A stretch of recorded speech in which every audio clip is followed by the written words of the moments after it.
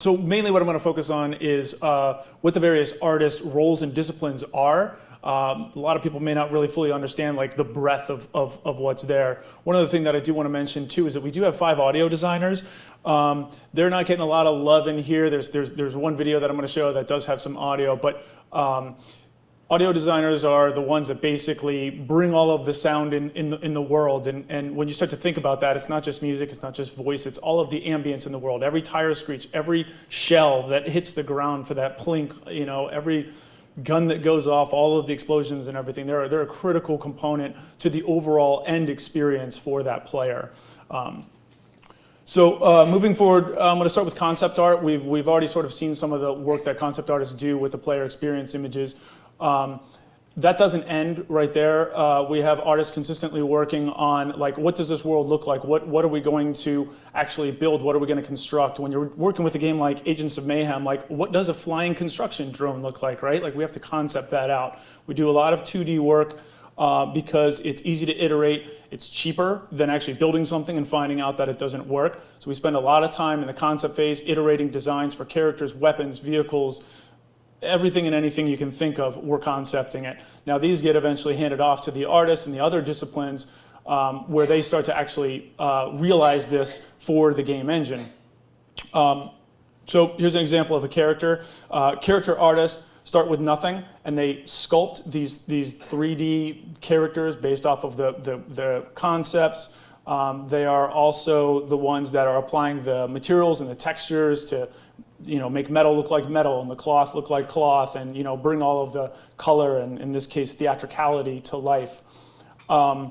We have animation. Once you have that character, it doesn't just move on its own. So we have a team of animators that work on all of the motions. Everything that you see that the character is doing, every walk, every jump, guns, shooting, attacking, whatever it is, animation is creating that. Now we use a lot of motion capture, but it's not plug and play. There's a lot of things that we do that are just, one, impossible to capture, or we want to refine something or tweak it to really get that experience that we're after. Now, those things just don't move themselves. The animators rely on tech animation. Tech animation, they build and maintain the skeletons that the characters are sort of attached to. And it's through the skeletons that the animators animate. So they take that model, they rig it up to that skeleton, so when an arm moves, it moves as it should. Now this is a pretty painstaking process. Every vert's got to be weighted to something. And it's not just the limbs, it doesn't end there. For facial animation, we need to weight all of that, so the various expressions when someone is talking and they get angry, it looks right. And then you have like ancillary things like capes or pouches and things like that that are generally simulated, but all of that is sort of in the realm of what tech artists do. They also do a lot of tool building themselves, whether it's for the character artist or the animators or for their own benefit. Man, it would be much quicker if I could just paint this, and that's what you're sort of seeing with the rainbow colors down there to weight the various vertices. We have artists that just specifically do shaders and materials. The material artists basically create all of the various maps that are pulled together that go on an overall surface. I'm going to get to that in just a moment. So the material artists make the maps, but under the hood you have all of this shader construction, all of this node-based. This is one of the visual scripting type things that Jeff and Anoop were referring to, but as an art tool. And these are basically all linked up to make metal look like metal, or that glowy thing you saw before to be able to make it glow more or less, and all of that. It's a complicated technical aspect of art. And frankly, a lot of art has gotten far, far more complicated and more technical over the years. It's just a fact of the industry. We have world builders that construct the entire world, literally the world. They are building the world.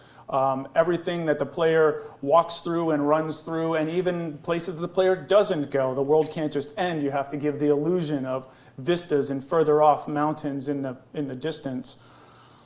We have hard surface modeling artists and material artists that construct a lot of what feeds into the world, like your guardrails and kiosks and light posts and lamps and all of that. But then the hard surface artists are also building like anything non-organic, like weapons or vehicles. We have lighting artists that bring mood and atmosphere into a space. They ground the world and make it even more believable. And they're also sculpting and crafting the spaces with light and shadow and drawing the player through these spaces through visual cues, color theory, all of that. We have visual effects artists who really just blow stuff up. Every explosion, muzzle flash, tracers, these laser beams that you're sort of seeing there, all of that is under the purview of the visual effects artists. User interface artists. These are sort of the masters of player information. Any of the menus, they design all of this, they implement all of this, they make it all flow and make sense for the player. They skirt between art and design a lot, actually. And they also do all of the heads-up display work, the HUD work, your shields, your health, and go through tons and tons of iteration and play test. Can you read this? Can you see this? You'll see if you play the game, there are a lot of things going on, and it's always a constant balance of keeping the player informed of what's going on, but then also being able to see all the cool, flashy visuals. And cinematics are basically our directors and cinematographers. They're the ones that really focus on all the big cutscenes that you see in all of the games. So, oh wait, sorry, let me go back and click off this audio here. Click on the audio. So they're dealing with a lot of cameras, setting up shots. They also work a lot with animation, lighting, VFX to get the mood and tone that they're after. And this is just a short example of some of the work that they do. Mayhem! I should have known. You fools.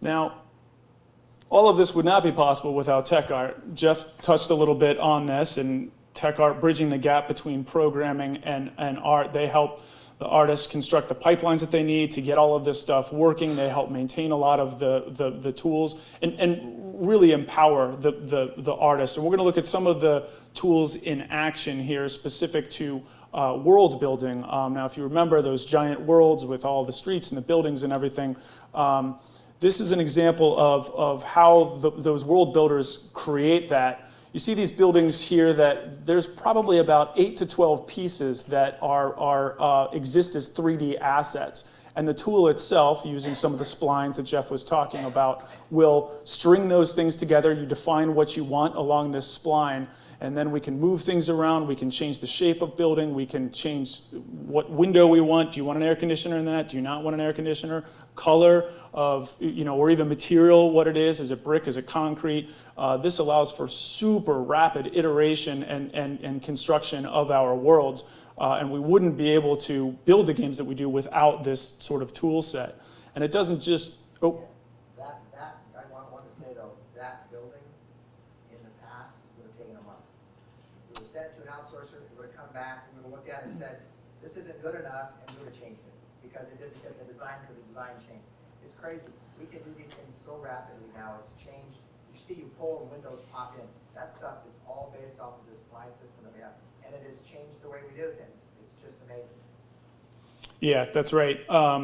And to that point as well, you build this world, you think no gameplay is going in here, but all of a sudden, oh wait, no, we need gameplay in there, so now we have to change that space. In the past, we'd say like, nope, too late, we're already done.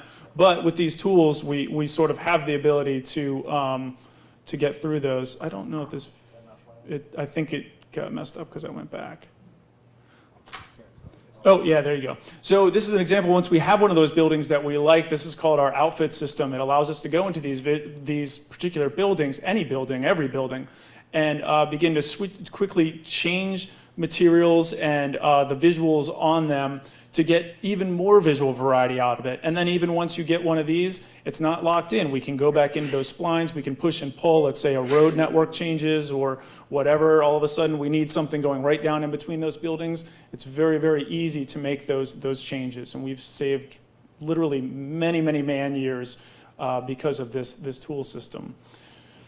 Now, we also have this city planner tool. Jeff touched on some of this before. What you're seeing here are these road splines that are being just drawn out. What City Planner allows us to do is very, very quickly rough in a space. This is not by any means going to be final art, but it allows us to get in game, see it, and react to it very, very quickly and decide whether or not it's working. And in this case, we're building volumes, and we just drop those buildings that are created right in there. Now, let's say that all of a sudden we don't want that. We want some more residential space there. Well, you just go back in, change the volumes, and all of a sudden you have some houses in there.